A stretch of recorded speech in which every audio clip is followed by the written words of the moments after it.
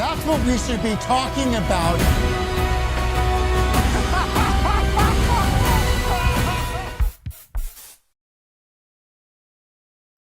Kalau ditanya film ini masih bernuansa gelap atau enggak, boleh dibilang masih banget bernuansa gelap. Tapi kalau dibilang bagus, ya belum tentu. Setelah menonton Joker yang kedua ini, gue malah jadi ngebandingin sama yang sebelumnya. Kalau ditanya lebih suka mana, gue lebih suka yang sebelumnya. Tapi kalau dibilang lebih rame mana secara alur, lebih rame ini. Karena ada beberapa kombinasi yang menurut gue cukup masuk digabungkan pada cerita kali ini. Ketika menonton film ini, gue tuh berasanya kayak menonton film India. Itu menurut gue.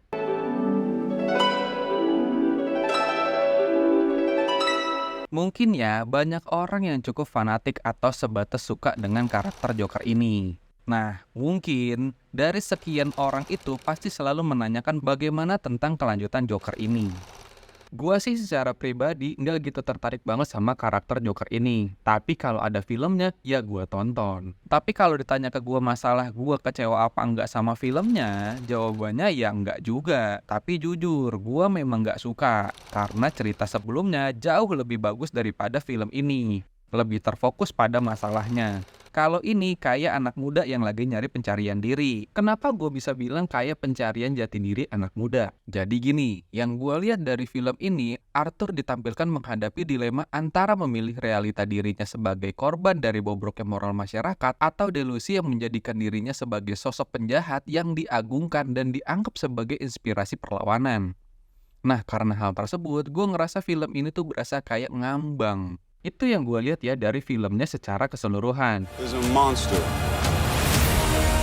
Secara eksekusinya nggak perlu diraguin lagi. Pasti kalian cukup suka dengan apa yang disajikan.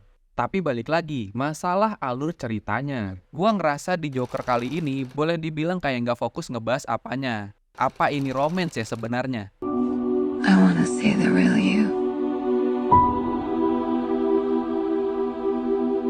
Film ini merupakan kelanjutan dari cerita Arthur Fleck yang bertransformasi menjadi Joker di film pertamanya dan berkutat pada kehidupan dia di dalam Arkham yang setelah melalui beberapa kejadian lalu bertemu dengan Harley Quinn.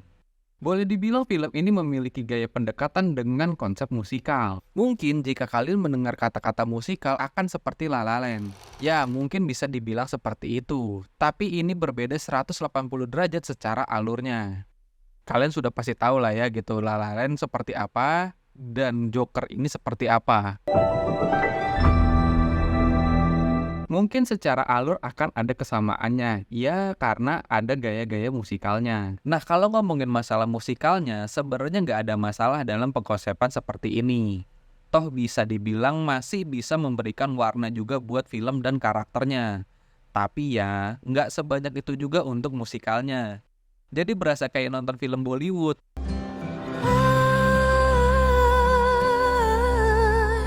Apakah ini film bisa dibilang hilang arah? Mungkin iya juga. Tapi bisa juga film ini buat ngetes pasar aja dengan pengkonsepan seperti ini. Nggak tahu juga sih sebenarnya dapurnya pada film ini seperti apa. Tapi itu kan hanya tebak-tebakan aja ya. Kalau boleh dibilang lebih berwarna secara alur, gue bisa bilang iya. Kenapa demikian? Karena imajinasinya si Arthur ini tidak hanya bermain dengan gerak atau gestur aja, tapi lebih dipertebal dengan musik atau scoring yang ada.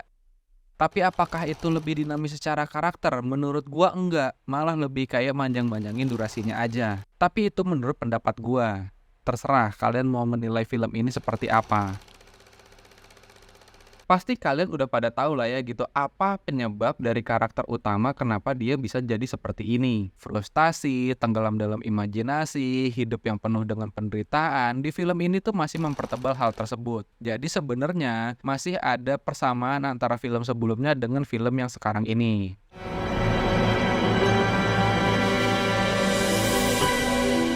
Buat gua, film kali ini berasa banget cukup panjang. Entah kenapa cukup beda dengan film sebelumnya. Atau bagaimana juga gua masih menerka-nerka nih. Karena ada di satu sisi gua ngerasa bosan ketika menonton film ini. Mungkin karena pada film ini tuh kayaknya karakter utama baru bener-bener bisa menerima karakternya. Karakter si Joker ini. Jika pada film pertamanya kan sebenarnya itu adalah bentukan karakter, baru ketahuan nih ada karakter si Joker ini, dan di film ini lebih mempertebal untuk bisa menerimanya. Jadi ada proses menerima atau menolak terlebih dahulu. Di film ini tuh digambarin hal tersebut. Mungkin karena hal itu gue ngerasa jadi naik turun moodnya. Nah, ketika ada proses penerimaan itu, mungkin menurut gua ada hal-hal di mana kayak fasenya turun, abis itu naik lagi. Mungkin karena hal itu jadi berasa kayak panjang banget nih film nih dengan durasi 2 jam. Tapi ya, untuk secara keseluruhan, untungnya karakter utama masih tetap sama, nggak diganti. Coba diganti, kalian bayangin deh bakalan jadi seperti apa. Mungkin tidak akan sebagus ini secara karakternya. Tapi ya, dengan penambahannya karakter Lady Gaga ini, buat gue juga jadi cukup menarik. Gue cukup suka dengan aktingnya si Lady Gaga ini. Ya boleh dibilang, walaupun aktingnya selalu berkaitan dengan musikal, tapi menurut gue dia cukup bisa memberikan sebuah warna. Walaupun jika diperhatikan, Lady Gaga tidak sepenuhnya berhasil dalam memerankan karakternya.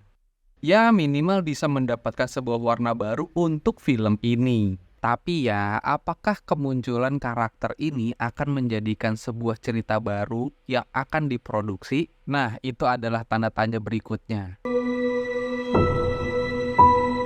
Singkat ceritanya, film ini mengambil latar 2 tahun setelah kejadian di film pertama. Arthur Fleck yang kini menjadi pasien dari Arkham sambil menunggu sidang atas kasus pembunuhan.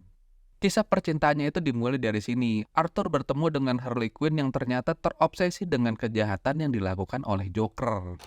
Sequel ini tidak hanya menyoroti dampak transformasi Arthur menjadi Joker, tetapi juga memperlihatkan pergulatan batin dengan identitas ganda. Arthur perlahan-lahan mulai menerima pesona Joker ini sebagai sosok kejam yang bersalah atas pembunuhan Murray Franklin dan 4 orang lainnya. Ketika ia bertemu dan jatuh cinta pada Lee, film ini semakin mengeksplorasi dinamika hubungan mereka yang dipenuhi dengan kegilaan dan delusi. Dan yang paling menarik lagi sebenarnya ngomongin masalah percintaan mereka, itu menurut gue cukup menarik.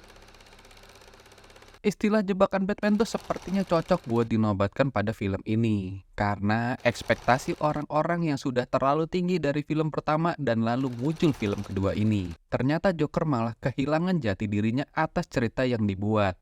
Apalagi di bagian akhir, yang sepertinya membuat Joker bukanlah penjahat yang mampu merepotkan Batman. Kurang lebih perumpamaannya seperti itu menurut gua. Secara keseluruhan sebenarnya ada yang gue suka dari film ini. Yang pertama adalah adegan pembuka awal film. Yang kedua adalah kejadian-kejadian yang dihadapi oleh si Joker ini pada saat dia di penjara. Nah, 2 hal ini menurut gue ada sisi emosionalnya. Yang pertama emosional dari sebuah ceritanya sendiri, dan yang kedua adalah emosional dari sebuah karakternya. Nih ya, jika kalian berharap film ini akan menjadi seperti Joker pada tahun 2019, pasti kalian akan kecewa. Namun, dengan pengembangan karakter yang lebih mendalam dan eksperimen sinematik yang berani, film ini boleh dibilang bisa jadi tontonan yang menghibur. Nah, gue cuma bisa bilang kayak gitu. Jadi sebenarnya semua itu adalah di pilihan kalian. Tapi balik lagi, masalah suka ataupun enggak itu adalah hak kalian. Karena menonton film itu menurut gue adalah suka ataupun enggak dan kemauan kalian sendiri. I'm in trouble.